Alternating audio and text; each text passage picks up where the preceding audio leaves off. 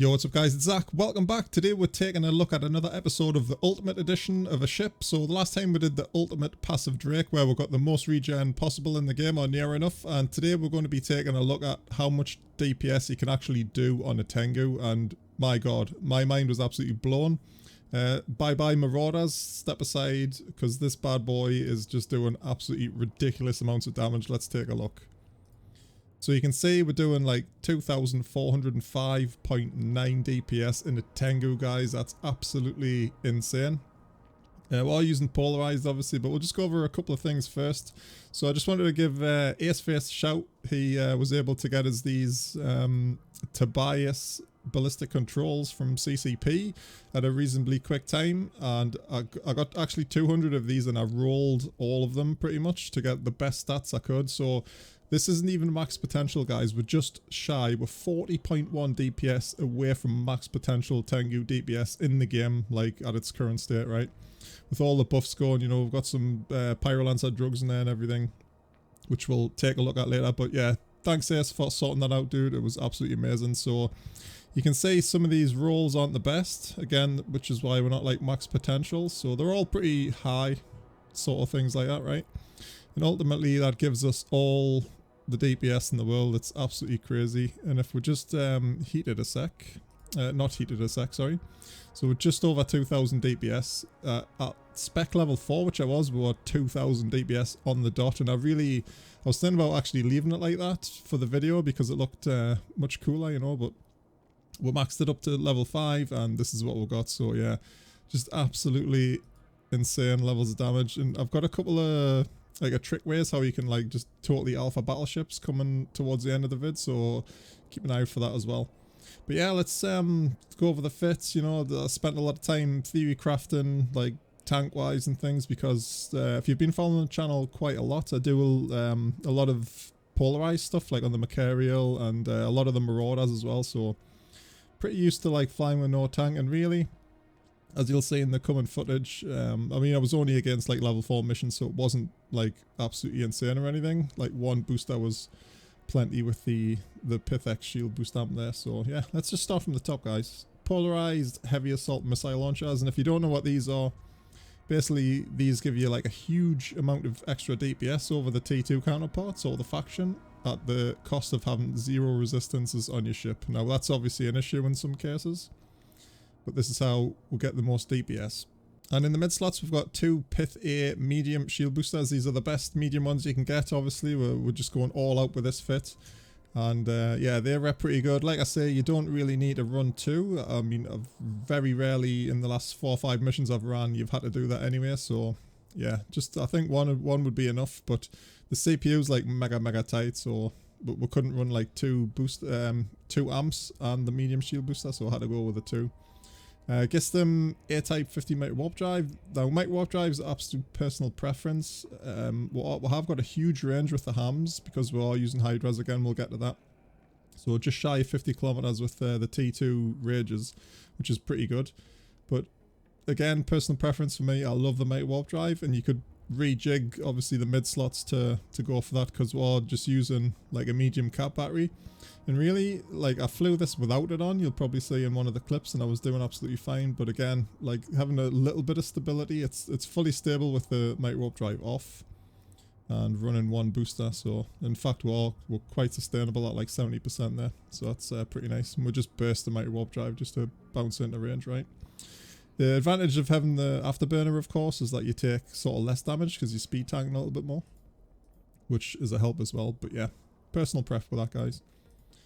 And the Pith X shield boost amp paired up with these 2 Pithum A-type medium shield boosters give us a HP bonus of 525. We are using a synth blue pill as well, just because they're so cheap, and we got like 6% for free pretty much. So that bounces on with that really nice. So that's a lot of rep. You can see like 525 is no joke. And then we've got a missile guidance computer just to max out our flight time. And if we switch that off, so it's down to like 39, which is really good again for T2 rages. But when you've been flying like with this with a range for a little while, it really makes a difference having the extra like 8 kilometer range, right? And as I went over, we've got the Abyssal rolled Tobias Ballistic control systems. So the rigs was another one where it was like more personal pref. You could probably take out the cap bat, put some CCC rigs in there, you know, just for more stability, then again rejig the fit. But what I wanted was again maximum DPS, so we'll put a load and bay accelerator in there. And if we knock that off, obviously there's like massive stacking penalties, right? But it's still just about 100 DPS. It's like 98, I think, just quickly looking at it there. So 100 DPS makes all the difference, right? And if we actually sim it up again cold, we're like below 2k, and I really wanted to push that limit of like over 2000 DPS, right? So that's the reason for them choices. And we've got the hydraulic bay thruster, just the tech ones, because we've got no calibration for anything else, and that just gives us more range on them. So the subsystems pretty much general like PvE Tengu, right? We've got the graviton reactor, chassis optimization. I think that's more for the slots as well, right? Accelerated ejection bay for the damage, and the amp node, which gives us the extra repairs, which I think we do need. I think that is the amp node is really important on this one. But yeah, that's the Tengu, guys. Let's take a look at the pod here a sec, because we're rocking obviously a pretty shiny pod to go with it. So we've got a full set of hydras, which give us like crazy range on the hams. So we'll get range application bonuses on all of them, and it's absolutely insane. This is really good on a Cerberus as well, or even the Gila, because you do get drone stuff with that as well. And for the slot 7, we went for the AM706. I'll just go over all of this stuff. 6% bonus to heavy assault missiles. Guided precision, I believe, is SIG radius, so that's application. And another application one for velocity. So all in all, it just like applies like absolutely crazy. And then in slot 10, we've got 6% to all missile launcher rate of fire. So the actual rate of fire is pretty insane. Take a look there. Let's just show info. So the fire rate's 1.38 seconds, so yeah, the server can like barely keep up with the amount of rockets that are splurging out of this thing. And it's just like literally, it looks like a liquid trail of rockets, like as we're going to show you on the video. But yeah, obviously this is part of the ultimate guides. So again, like with the Officer Drake, which we did, it's probably, we'll never fly something like this on TQ itself. This is all done on Singularity, which is the test server for EVE. And really it's just a bit of fun. So yeah, just keep that in mind, because all in all, I think the fit would cost you probably about 160 bill, which is like totally not worth it, right? But yeah, always for fun, guys. So the first mission I actually dumped it into, I was rocking the Afterburner just to test that out. And this mission, it's fairly simple, attack of the drones, but the spawns can get quite big. So these 3 I've got on the bottom of the list there, every time you kill one of them, another wave will spawn. So I decided just to kill all them, get the full room in, and see how we're tanked. And because we were rocking the Afterburner, we could like easily just leave both boosters running, which again, we could have just gotten away with doing one. We are playing this at double speed, of course. You can see we're still getting some big chunks taken out over there, but one would have been absolutely fine. And yeah, these battleships were just melting, just everything was absolutely insane. It really felt like I was literally flying like a Tengu Marauder, right? Because I've had quite a lot of experience flying those things as well.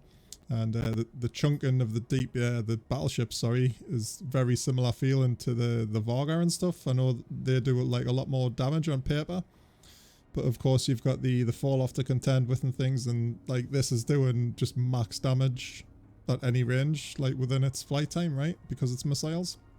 No, I don't really like missiles for PvE a lot, but like I think hams are becoming an exception, especially in PvP and stuff. I've just been really liking them, just for the application and everything. You can just do so much damage versus the turrets. But the Mac is still going to be my all-time favourite mission ship, you know, just because I've covered that so much.